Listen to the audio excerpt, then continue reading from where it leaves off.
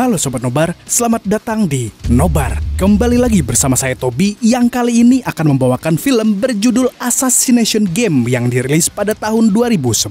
Tentu saja, film ini akan memenuhi asupan adrenalin kita semua karena di film ini Scott Adkins sangat-sangat brutal. Mengisahkan tentang seorang pembunuh bayaran yang sangat ingin membalas dendam kepada mafia kejam yang telah memperkaos dan membuat istrinya koma. Namun, bukan dia satu-satunya pembunuh yang menargetkan mafia tersebut. Loh, ada siapa lagi? Bagaimanakah kelanjutannya? So, tanpa berlama-lama lagi, siapkan mata, telinga, dan anu-anuan kalian semua. Mari kita nobar dan inilah Assassination Games.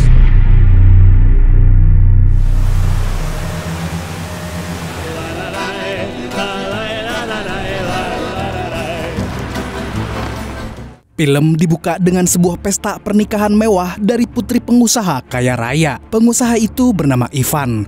Selayaknya pesta orang penting pada umumnya, pernikahan itu dijaga dengan sangat ketat. Pesta itu berjalan dengan sangat lancar hingga membuat para penjaga sedikit lengah. Di sana ada seorang pembunuh bayaran yang menyamar menjadi pelayan. Namanya Vincent Brazil. Dia terkenal dengan efektivitas dan kecepatannya dalam membunuh. Misalnya cara dia membunuh Ivan yang sangat-sangat rapi. Tidak akan ada yang tahu kapan dia membunuhnya. Tetapi kemudian orang-orang histeris ketika leher Ivan sudah berdarah-darah. Wah, dolar kuning nih.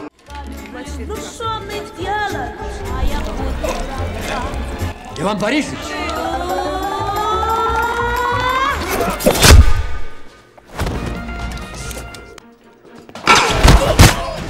Selain itu, Vincent juga memikirkan jalan keluar ketika dia ketahuan. Dia juga akan memanfaatkan apapun yang dilihatnya untuk dijadikan senjata. Alhasil, Vincent mampu keluar tanpa terluka sedikit pun. Jauh dari tempat pembunuhan itu, ada Roland Flynn yang sedang mengurus anak istrinya yang sakit. Sama seperti Vincent, Flynn juga merupakan pembunuh bayaran. Namun dia memutuskan untuk pensiun dini demi istrinya. Kini dia bersembunyi di tempat yang jauh dari keramaian. Sayangnya, kedamaian Flynn benar-benar akan diusik. Para polisi korup itu telah mengincar Flynn sejak lama. How many years now? This is what he does best, and he is the best. Hey, you got your share. Start at the end of the month. Okay, we get it. For your sake, I hope. Asshole. Mereka berencana mengutus seorang napi bernama Anton Ngondoy. Dia akan dijadikan umpan karena Flynn memiliki dendam pribadi kepadanya. Keesokan harinya, Flynn diberitahu oleh ibu-ibu sekitar bahwa ada seorang pria asing di kota itu. Flynn langsung curiga kalau tempat persembunyiannya telah terungkap. Pria asing yang dimaksud ibu-ibu itu adalah mantan agennya Flynn yang bernama Culey. Hari itu, Flynn langsung mendatangi Culey di mobilnya sambil menodongkan pistol. Culey mengatakan kalau dia punya pekerjaan baru untuk Flynn. Culey pun memberitahu kalau targetnya adalah Anton Ngondoy. Flynn sempat berpikir sejenak. Dia curiga kalau Culey telah dibayar untuk membuatnya keluar dari persembunyian dengan menjadikan Anton Ngondoy sebagai umpan. Don't. Namun Culey bersumpah kalau dirinya tidak ingin menjebak Flynn. Dia hanya ingin mendapatkan uang bersama mantan rekannya itu. Akhirnya Flynn pun melepaskan Culey. Sementara itu, Vincent menemui agennya yang bernama Nalbandian. Di sana Nalbandian memberikan pekerjaan baru kepada Vincent. Target Vincent kali ini adalah Anton Ngondoy. Sama seperti target yang harus dibunuh Flynn. Tanpa basa-basi, Vincent menerima pekerjaan itu. Dia tidak sadar kalau semua itu dilakukan untuk mendapatkan Flynn. Di tempat lain, Anton Ngondoy baru saja dilepaskan dari penjara. Dia dijemput oleh orang-orangnya. Mereka memberitahu kalau adiknya Anton telah tertangkap. Anton Ngondoy adalah orang yang menjadi alasan kenapa anak terbaring koma. Dia menghajar dan memperkaos istri Flynn di hadapan matanya sendiri.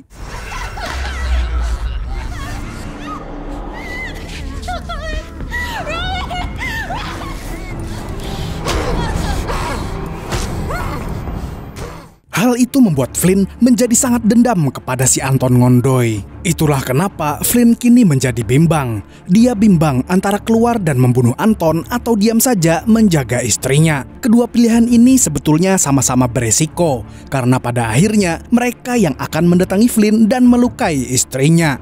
Kembali lagi ke Vincent. Sebelumnya, hidup Vincent jauh dari interaksi sosial. Tapi sekarang dia harus berhadapan dengan tetangga baru. Mereka adalah Maman Londo dan Oktober.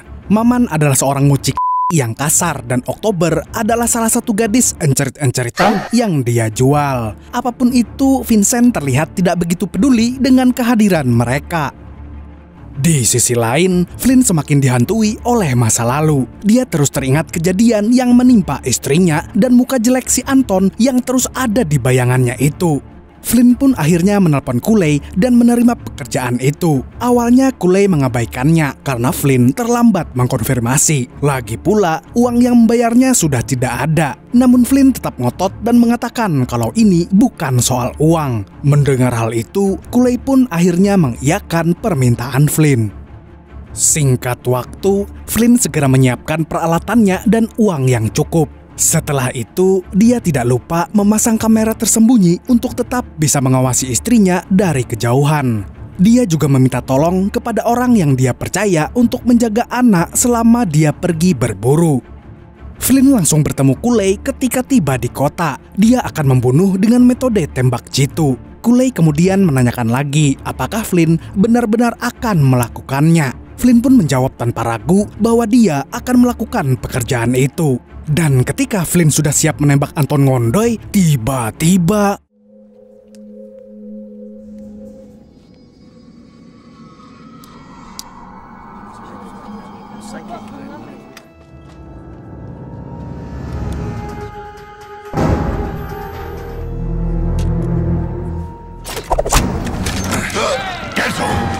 mobil yang dikendarai Vincent menghalangi pelurunya dan panah Vincent juga salah sasaran. Setelah itu Flynn langsung membidik lagi, tetapi kerumunan polisi membuatnya kesulitan. Flynn pun memutuskan untuk turun ke bawah dan membunuhnya dari dekat. Tetapi lagi-lagi ada gangguan. Dua polisi korup menembaknya dari jauh.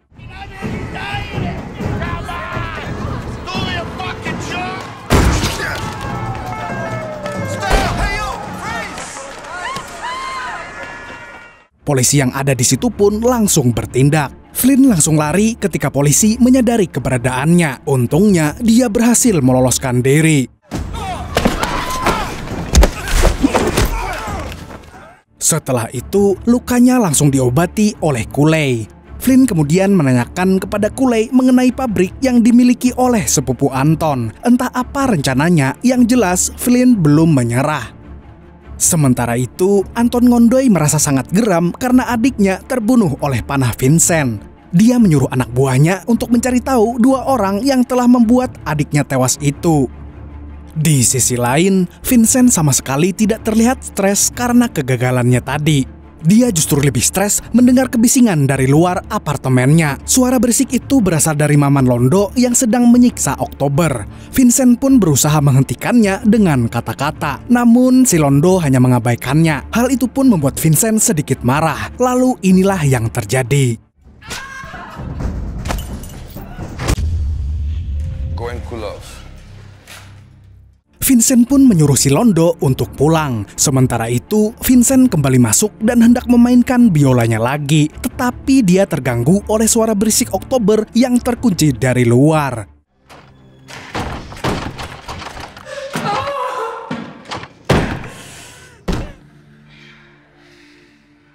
Vincent pun terpaksa mempersilahkan Oktober masuk ke rumahnya. Setelah itu, Vincent mendapat telepon dari Nalbandian. Agennya itu mengatakan kalau kontrak pembunuhan Anton Ngondoy masih berlaku.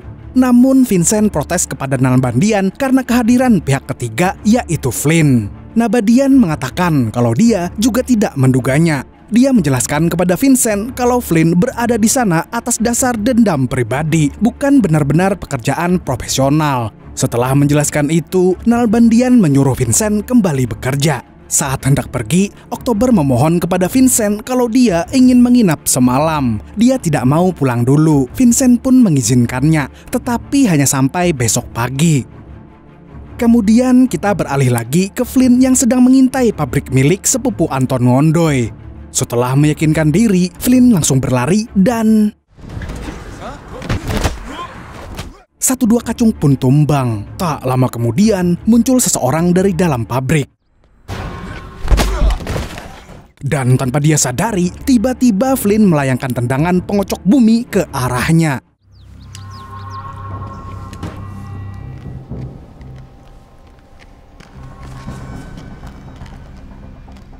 Setelah melumpuhkan orang tadi, Flynn langsung masuk sembari bersiaga dengan pistolnya.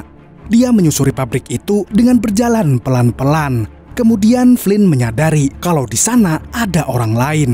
Dia pun langsung mencari orang yang mencampuri urusannya itu. Dan orang yang ikut campur adalah... You lose me my fee. It's personal.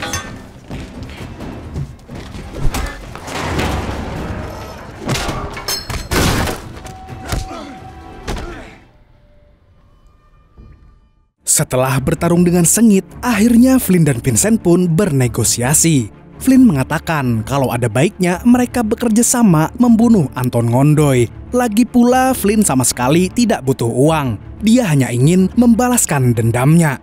Selain itu, dia juga punya sejarah dengan Anton Ngondoy dan dia tahu gerak-geriknya. Keep getting in each other's way. Then stay out of it. The whole million. And a free pair of hands. Vendetta. Just what I need. Like I said, I got history with Polo. Setelah mendengar penjelasan dari Flynn, Vincent pun memutuskan untuk menyetujui kerjasama itu. Flynn kemudian mendatangi tempat orang yang dia sebut intel. Dia adalah Asep Komarudin. Selama ini Asep bekerja sebagai pemasok senjata-senjata canggih bagi para pembunuh dan juga mafia seperti Anton Ngondoy. Dia juga menciptakan senjata otomatis yang kini berada di tangan Flynn. Untuk membuat Asep bicara, Flynn harus mengancamnya dulu dengan beberapa tembakan. I'm not gonna kill you. It's gonna blow. Talk fast. Asep yang panik pun langsung memberitahu keberadaan Anton Ngondoy. Setelah mendengar itu, Flynn pun melepaskan bidikannya. Tapi tiba-tiba... What the hell was what? Why? Vincent menembak Asep hingga tewas. Flynn pun tidak habis pikir dengan kelakuan Vincent. Padahal dia bisa memanfaatkan Asep untuk memudahkan rencananya. Namun Vincent malah menyalahkan Flynn yang tidak membicarakan dulu idenya kepada Vincent. Setelah adu mulut, mereka kembali fokus ke tujuan mereka untuk membunuh Anton Ngondoy. Mereka berbagi tugas. Vincent akan mengkonfirmasi lagi informasi dari Asep, sementara Flynn akan mempelajari denah lokasi yang akan didatangi Anton Ngondoy. Beralih ke Anton Ngondoy, kini dia sedang meratapi kematian adiknya. Tak lama setelah itu, salah satu anak buahnya memberikan informasi terkait pembunuhan adiknya. Dia menunjukkan sebuah foto yang memperlihatkan Vincent. Anton pun segera memerintahkan anak buahnya untuk menyebar foto Vincent lalu memburu pembunuh bayaran itu. Di sisi lain, Vincent mulai akrab dengan Oktober setelah gadis itu mengajarinya cara mengelus tempurung kura-kura.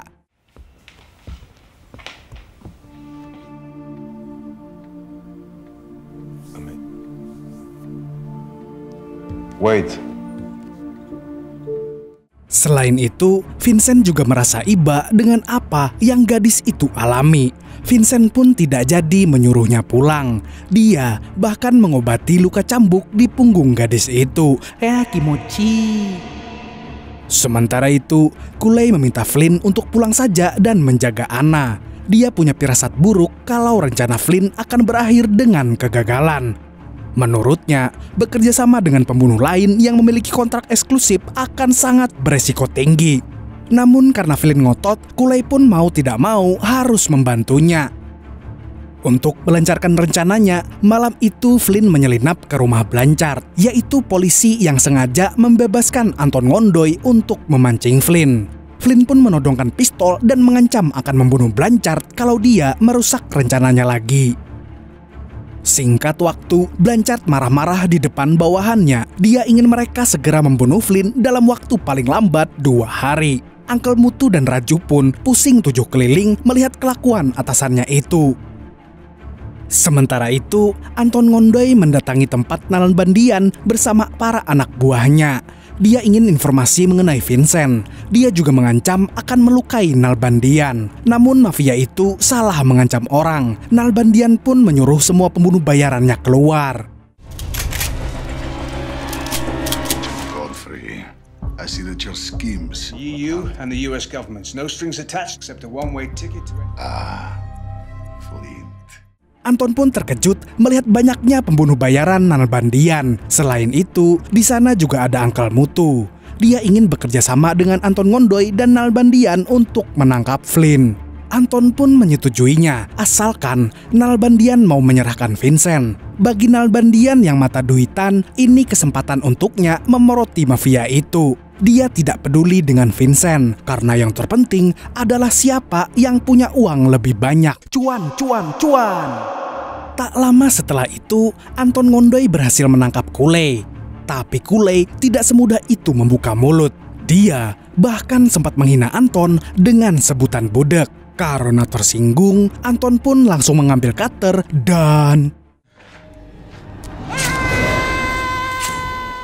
Sementara itu, Nalbandian berusaha membujuk Vincent agar mau memancing Flynn ke suatu tempat untuk diserahkan kepada Anton Ngondoy. Awalnya Vincent ragu untuk melakukannya, tapi Nalbandian memberinya berlian yang berharga sangat mahal. A third now.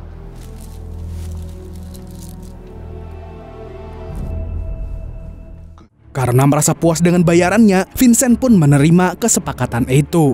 Dia belum tahu kalau Nalbandian juga sedang menjebaknya. Setelah itu, Vincent langsung menemui Flynn untuk memberitahu lokasi mereka bertemu nanti. Flynn pun percaya dengan omongan Vincent itu. Singkat cerita, malam pun tiba. Vincent dan Oktober mengobrol dengan serius. Oktober mengatakan kalau dirinya punya keinginan untuk keluar dari kota itu dan memulai hidup baru dengan orang yang dia percaya. Sedangkan Vincent tidak punya keinginan apa-apa dan dia merasa tidak bisa percaya kepada siapapun.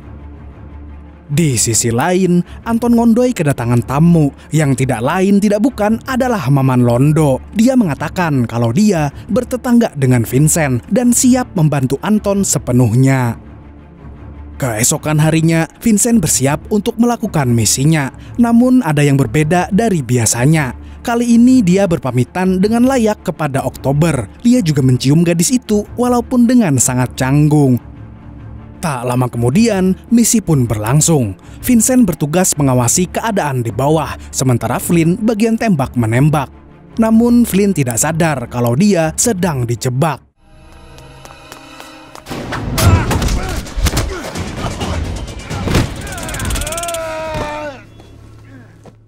Alhasil dia gagal menembak Anton Ngondoy dan harus berhadapan dengan para polisi korup. Dan Flynn berhasil ditangkap oleh Uncle Mutu CS setelah disetrum. Flynn pun kecewa dengan Vincent yang telah mengkhianatinya. Sementara itu, Anton Ngondoy memprovokasi Flynn dengan mengatakan kalau Kulei sudah dia hajar habis-habisan. Selain itu, Kulei juga memberitahu semua informasi mengenai Flynn. Setelah Flynn, kini giliran Vincent yang dijebak. Anton Ngondoy menelpon ke kantor Nalbandian dan mengatakan kalau telepon itu untuk Vincent. Ternyata mafia buncit itu telah menyandra Oktober. Dia mengancam akan melukai gadis itu kalau Vincent tidak datang. Sayangnya, Vincent sama sekali tidak gentar dengan ancamannya itu. Dia tetap terlihat tenang. Dia bahkan tidak marah ketika tahu kalau Nalbandian bersekongkol dengan mafia itu. Tapi yang jelas, Vincent mengakhiri kerjasamanya dengan agennya itu. Gamble. I told him it was impossible to be dead. Vincent kemudian pulang ke rumah. Kini rumahnya sudah berantakan seperti habis dirampok. Dan dia melihat Oktober sudah tewas dan berlumuran darah di atas ranjang. Duh, dolar kuning lagi. Vincent pun menyadari kalau dia sangat peduli kepada Oktober. Akhirnya dia mendatangi Nalbandian lagi dan menanyakan keberadaan Flynn. Dia tidak ingin kehilangan teman lagi. Nalbandian pun memberitahunya kalau Flynn sedang diinterogasi di pabrik milik sepupu Anton Ngondoy. Beralih ke Flynn, pria itu kini digantung di pabrik. Flynn diinterogasi dan disiksa oleh Uncle Mutu dan Raju. Mereka menanyakan keberadaan uang yang disembunyikan oleh Flynn. Namun Flynn kebingungan dengan maksud dua polisi itu. Karena tidak mau bicara, Flynn pun disiksa dengan cara disetrum.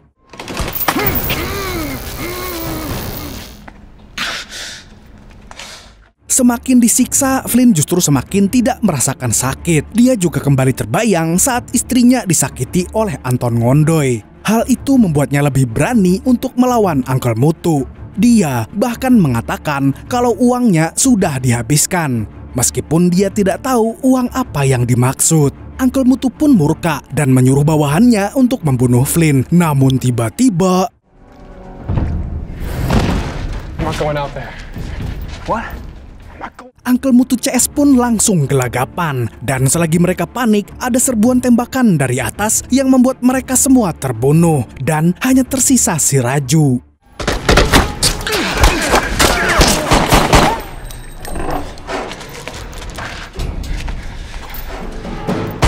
Raju pun mengancam akan menembak Flynn. Namun anak muda itu salah mengancam orang.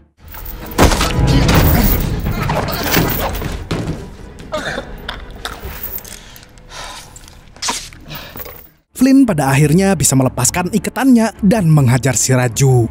Kemudian orang yang menolong Flynn pun keluar, yang tidak lain tidak bukan adalah si Vincent. Dia ingin menebus kesalahannya karena telah ikut menjebak Flynn. Sementara itu, Blanchard dan Anton Ngondoy bekerja sama untuk urusan bisnis dan keringanan hukum. Di sela-sela itu, Anton ingin Blanchard memastikan kalau Flynn benar-benar mati atau dia akan kembali dan membunuh mereka berdua. Blanchard pun ragu kalau Flynn akan selamat. Di sisi lain, Flynn dan Vincent sedang menuju ke tempat Anton Ngondoy untuk membalas dendam. Namun ketika Flynn menelpon Ibu Susi untuk memindahkan anak dari persembunyiannya, sinyalnya tiba-tiba terputus. What? Hello? Hello? Flynn pun meminta Vincent untuk putar balik menuju tempat persembunyiannya. Sementara itu, Ibu Susi harus mengalami nasib yang naas. Dia ditembak oleh Anton Ngondoy yang tiba-tiba sudah berada di sana. Paginya, Flynn dan Vincent sampai di tempat persembunyiannya. Tapi tempat itu telah dijaga oleh anak buah Anton Ngondoy. Tak lama kemudian, Flynn mengecek kamera pengawasnya. Dia melihat Anton sedang berada di kamar istrinya. Dia mengancam akan membunuh anak kalau Flynn dan Vincent tidak menyerahkan diri selama 15 menit. Akhirnya Flynn dan Vincent pun menyerahkan diri. Tapi mereka tidak bodoh, kawan. Dua pembunuh brutal itu telah merencanakan sesuatu untuk mengelabui si Anton dan anak buahnya. Mereka berpura-pura bertengkar. Lalu setelah itu... What the hell is this? That's life. You're telling me that's fucking life?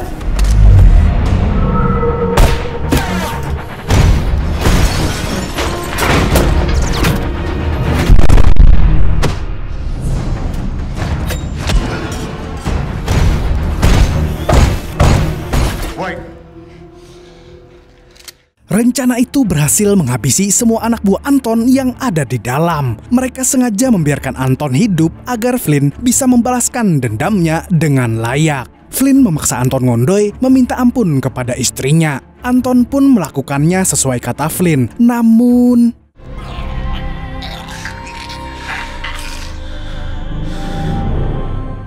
dan Anton Ngondoy pun tewas. Mamam. Setelah itu, mereka masih harus membunuh dua orang lagi, yaitu Blanchard dan Maman Londo. Kali ini mereka berdua melakukannya dengan sangat cepat.